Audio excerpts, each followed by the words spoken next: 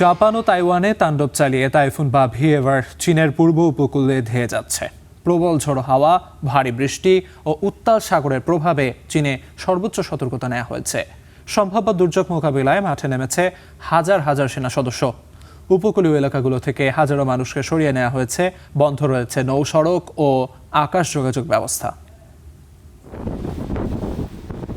জাপানের দক্ষিণাঞ্চলে তাণ্ডব চালিয়ে তাইওয়ানের পাশ ঘেঁষে এবার চীনের পূর্ব উপকূলের দিকে ধেয়ে যাচ্ছে বছরের নবম টাইফুন বাভি। ঘন্টায় সর্বোচ্চ 216 কিলোমিটার বেগে ঝড়ো হাওয়া, ভারী বৃষ্টি ও উত্তাল সাগরের কারণে পূর্ব এশিয়া জুড়ে তৈরি হয়েছে ব্যাপক দুর্ভোগ।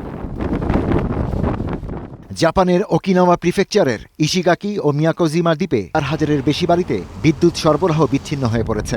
ঝুঁকি এড়াতে বন্ধ রাখা হয়েছে ফ্লাইট ও ফেরি চলাচল। জাপানে তাণ্ডব চালিয়ে তাইওয়ান অতিক্রম করছে বাভি। স্থলভাগে আঘাত না হানলেও এর প্রভাবে আহত হন অন্তত 36 জন। নিরাপদ স্থানে সরিয়ে নেওয়া হয় 14,000-এর বেশি মানুষকে। প্রবল বাতাসে তাইপে ও তাইনানে গাছ উপড়ে পড়ে, বিদ্যুৎ বিচ্ছিন্ন হয় কয়েকটি এলাকা।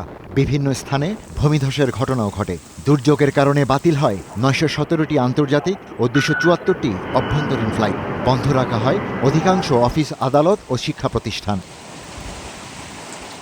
আবহাওয়ার কিছুটা উন্নতি হওয়ায় ধীরে ধীরে স্বাভাবিক জীবনে ফিরতে শুরু করেছেন অনেক বাসিন্দা।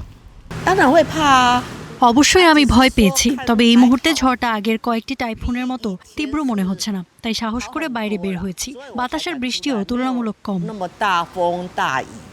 সর্বোচ্চ প্রস্তুতি নিয়েছে চীনের পূর্বাঞ্চল। সম্ভাব্য ল্যান্ডফল এলাকা ওয়েনঝুতে বন্ধ রয়েছে পর্যটন কেন্দ্র ও ফেরি সার্ভিস। ঝুঁকি মোকাবেলায় নদী তীরে বসানো হয়েছে অস্থায়ী প্রতিরোধক। ফুজিয়ান প্রদেশে 10,000-এর বেশি মাছ ধরার নৌকা বন্দরে ফিরিয়ে আনা হয়েছে। উপকূলীয় খামার থেকে সরিয়ে নেওয়া হয়েছে 1,800-র বেশি কর্মী। দুর্যোগ মোকাবেলায় প্রস্তুতি নিয়েছে সাধারণ মানুষ। টাইফুনটি কাংনান এলাকার কাছ দিয়ে আঘাত হানতে পারে বলে জানানো হয়েছে, তাই আমরা আগেই পানি ও প্রয়োজনীয় খাদ্য সামগ্রী মজুত করেছি। কয়েকদিন প্রভাব থাকতে পারে, তবে আমরা আতঙ্কিত নই, প্রস্তুত আছি।